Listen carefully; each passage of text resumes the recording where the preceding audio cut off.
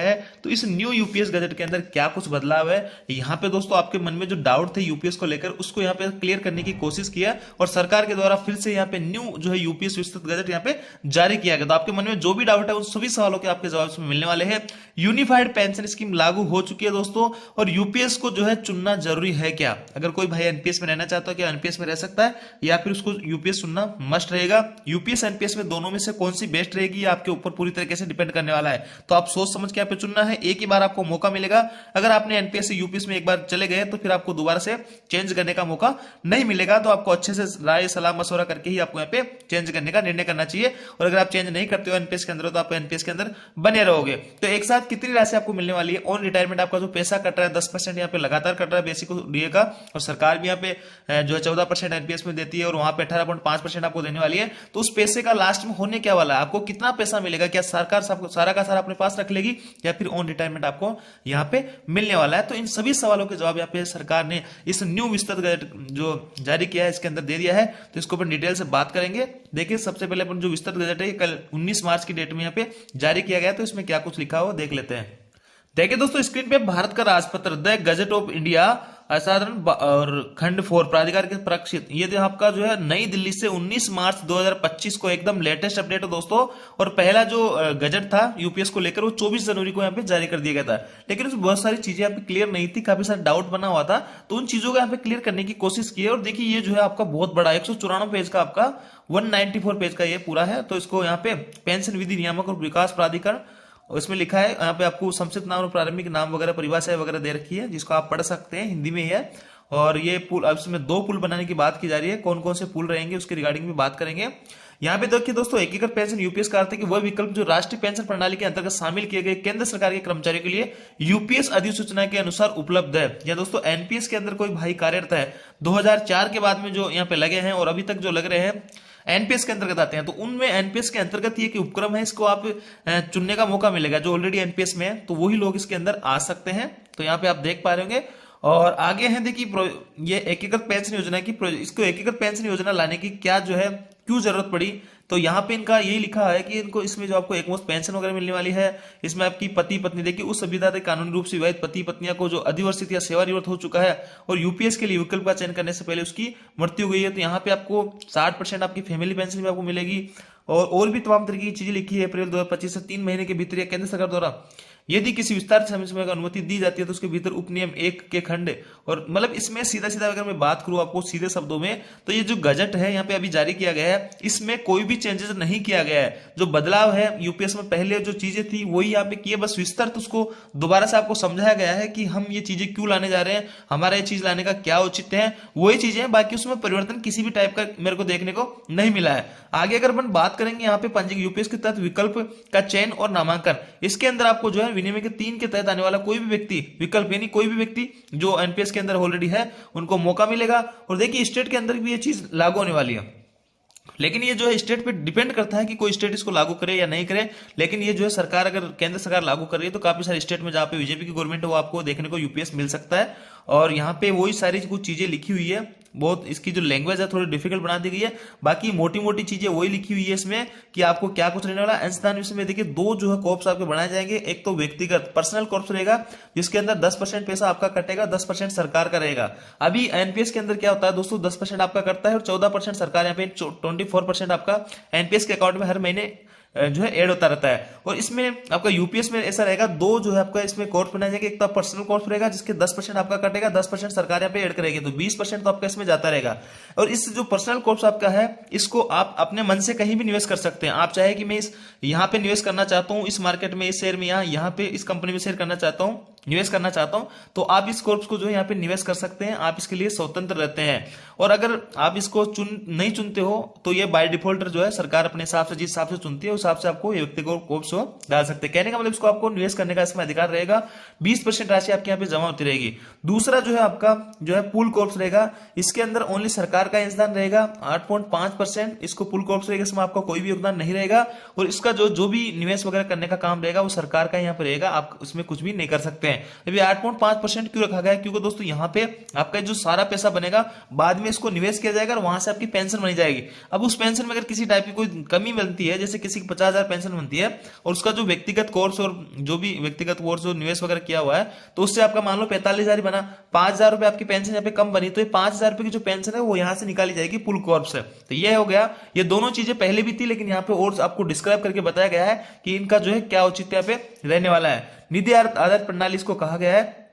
UPS एक निधि आधारित प्रणाली होने के नाते कर्मचारियों अधिवर्षिता या सेवानिवृत्त जैसा कि मामला हो के बाद सुनिश्चित भुगतान के लिए लागू अंशदान कर्मचारी नियोक्ता दोनों से नियमित और समय पर संचय और निवेश पर निर्भर करती है। बिल्कुल दोस्तों, आपका जो निवेश और संचय करोगे उस पर निर्भर करेगी। यूपीएस के तहत लाभों के समय और नियमित भुगतान का आश्वासन व्यक्तिगत और पुल कॉर्प्स के तहत निधियों की पर्याप्तता पर निर्भर करेगा। अब देखिए अंशदानों का निवेश उद्देश्य क्या है, पुल कॉर्प्स का निवेश क्या है, व्यक्तिगत कोर्स क्या है, ये चीजें मैंने मोटी मोटी आपको बताई दी है। और यहाँ पे आपको जो एकमुश्त लमसम जो अमाउंट मिलने की बात की जा रही है वो कितना मिलेगा। देखिए बेंचमार्क कॉर्प्स क्या होता है इसको आप पढ़ सकते हैं। वीडियो काफी बड़ा हो जाएगा अगर मैं हर चीजों को यहाँ पे एक्सप्लेन करूंगा, क्योंकि 194 की जो है ये पूरी है। देखिए एकमुश्त लमसम अमाउंट में आपको बताता हूं, ऑन रिटायरमेंट आपको जो लमसम अमाउंट देने की बात की जा रही है, ये देखिए ये फॉर्मूला आपका रहने वाला है। यानी दोस्तों आपका जो जैसे कि ये एल का मतलब है कि आपके 6-6 महीने के सर्विस के कितने पीरियड हो रहे हैं। कहने का मतलब मान लो आपने 30 साल की नौकरी की है तो उसमें 6-6 महीने के अगर आप पार्ट में डिवाइड करोगे तो 60 जो है आपकी जो 6-6 महीने के पार्ट हो जाएंगे।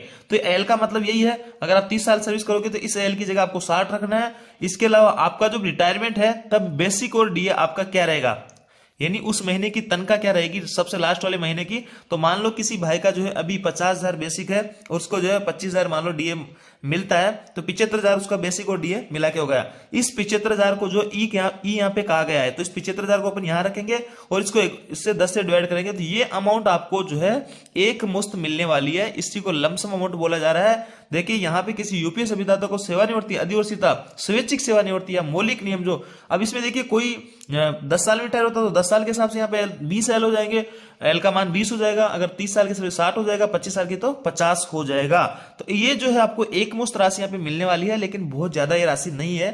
काफी जो है एक अच्छी बात नहीं है इसकी, में आपको बहुत ज्यादा अमाउंट, मोटे अमाउंट यहाँ पे नहीं मिलने वाली है, क्योंकि यहाँ पे आपका बेसिक और डीए का भी 1/10 निकाला जा रहा है और उसको 6-6 महीने के पार्टों में डिवाइड करके, पूरे महीनों की बात अलग है लेकिन 6-6 महीने के जो है यहाँ पे पार्ट निकालोगे तो फिर भी अमाउंट आपकी ज्यादा यहाँ पे निकल के नहीं आएगी। स्पष्टीकरण इन्होंने दिया है कि अर्थ सेवा की गणना के उद्देश्य से प्रत्येक पूर्ण 6 महीने की अवधि के लिए 6 महीने से कम की किसी भी अवधि की गणना को शामिल नहीं किया गया है। अब मान लो आपने यहाँ पे 25 साल और आपके जो है 5 महीने की सर्विस आपने की, तो इस 5 महीने को काउंट नहीं किया जाएगा, सिर्फ 25 साल यहाँ पे उठाया जाएगा राउंड ऑफ में, और राउंड ऑफ में भी पिछला पूर्ण डिजिट यहाँ पे उठाया जाएगा एल के लिए। ये भी इन्होंने स्पष्ट यहाँ पे कर दिया है। ये एक मुश्त भुगतान यूपीएस अभिदाता को दे सुनिश्चित भुगतान के अतिरिक्त होगा। ये एक मुश्त लमसम भुगतान यूपीएस अभिदाता को दे सुनिश्चित भुगतान के अतिरिक्त, ये भी बड़ी बात है दोस्तों। ये जो लमसम अमाउंट आपको दिया जा रहा है, ये आपको जो सुनिश्चित एश्योर्ड भुगतान पे आउट मिलेगा उसके अलावा रहेगा, मतलब आपको यहाँ पे एश्योर्ड पे आउट भी दिया जाएगा। ये भी एक अच्छी बात है, बहुत सारी चीजें इसमें क्लियर हुई है। पहले ऐसा लग रहा था कि सिर्फ यही अमाउंट आपको मिलने वाला है, तो यहाँ पे एश्योर्ड जो है पे आउट भी आपको मिलेगा। उसका कितना पे आउट मिलेगा वो आपका डिपेंड करेगा आपके कोर्स के ऊपर। तो यहाँ पे एश्योर्ड पे आउट भी आपको यहाँ पे मिलेगा और एक मुश्त लमसम अमाउंट भी आपको यहाँ पे मिलने वाली है। यूपीएस के तहत भुगतान, देखिए यूपीएस की गणना और भुगतान निम्नलिखित तरीके से किया जाएगा। यहाँ पे ये जो है यूपीएस का भुगतान करने का तरीका रहेगा। मिनिमम आपको जो है 10 साल की यहाँ पे सर्विस करनी होगी।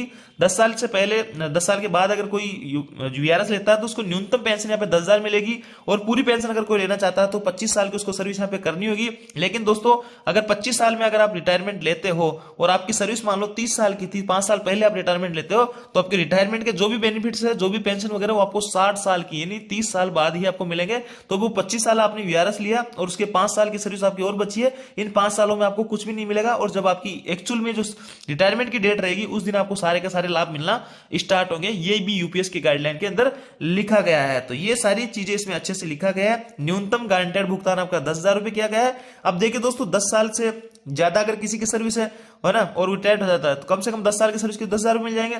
लेकिन दोस्तों 10,000 से अगर किसी की कम है तो फिर उसको यहाँ पे 10,000 रुपए भी पूरे नहीं मिलेंगे।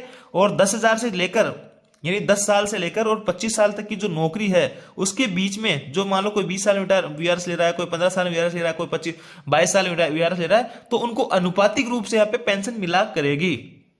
25 साल में जो रिटायरमेंट लेगा उसको तो बेसिक और डीए का जो है लास्ट का जो 12 महीने का एवरेज पेमेंट बनेगा उसका पेंशन दिया जाएगा हाफ सैलरी उसकी दी जाएगी उसको, तो और उसमें डीए वगैरह का भी इंक्लूड, डीए डीआर का भी इंक्लूडेशन रहेगा। तो देखिए यहाँ पे अनुपातिक भुगतान, ये आपका अनुपातिक हो गया कि 10 साल से जिसकी सर्विस ज्यादा है और 25 साल से कम है उनको अनुपातिक रूप से यहाँ पे भुगतान किया जाएगा। और ये सारी कुछ चीजें इसमें लिखी गई है। बेंचमार्क कॉर्प्स क्या है, आईसी व्यक्तिगत कॉर्प्स है, स्वीकृत भुगतान क्या कुछ है, सुनिश्चित भुगतान को निम्नलिखित में किसी एक या दोनों मामलों में अनुपातिक रूप से घटाया जाएगा। देखिए इन पे ऑलरेडी मैं काफी सारी वीडियो बना चुका हूँ, मोटा मोटा चीजें मेरा बनाने का ये उद्देश्य है कि इसके अंदर जो है आपका कोई भी चेंजेस नहीं है, बस आपको इसमें अच्छे से विस्तृत करके समझाया गया है कि कौन कौन सी चीजें हम आपको यहाँ पे देने वाले हैं। फैमिली पेंशन की भी बात की जा रही है, 60% जो है आपको फैमिली पेंशन यहाँ पे रहने वाली है इन केस अगर आपकी डेथ हो जाती है तो।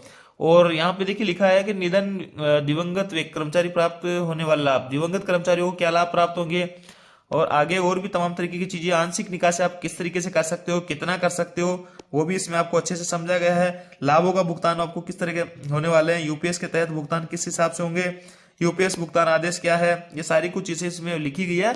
बाकी मोटी मोटी चीजें यही है कि किसी भी टाइप का इसमें चेंजेस नहीं किया गया है, बस इसमें आपको अच्छे से विस्तृत एक्सप्लेन करके बताया गया है, हर चीज को अच्छे से डिस्क्राइब करके बताया गया है। तो दोस्तों यहाँ पे देखिए एनपीएस के अंदर आपको पेंशन भले ही कम मिलेगी लेकिन एक मुश्त अमाउंट जो मिलेगी आपको वो मोटी अमाउंट यहाँ पे मिलने वाली है। और देखिए रिटायरमेंट के बाद में कोई जीने की इतनी प्रोबेबिलिटी बहुत ज्यादा नहीं है कि आपको 20 साल जिए या 25 साल जिए, तो इस हिसाब से आपको बहुत सारी चीजें देख के यहाँ पे चुनना चाहिए। यूपीएस और एनपीएस 1 अप्रैल 2025 से आपकी लागू होने वाली है, सभी को ये ऑप्शन चुनना पड़ेगा, ये मस्ट रहेगा।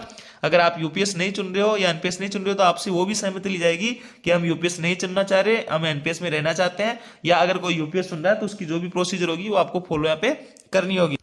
तो ये थी दोस्तों ये जो नया गजट जारी हुआ है इसमें अच्छे से एक्सप्लेन किया गया।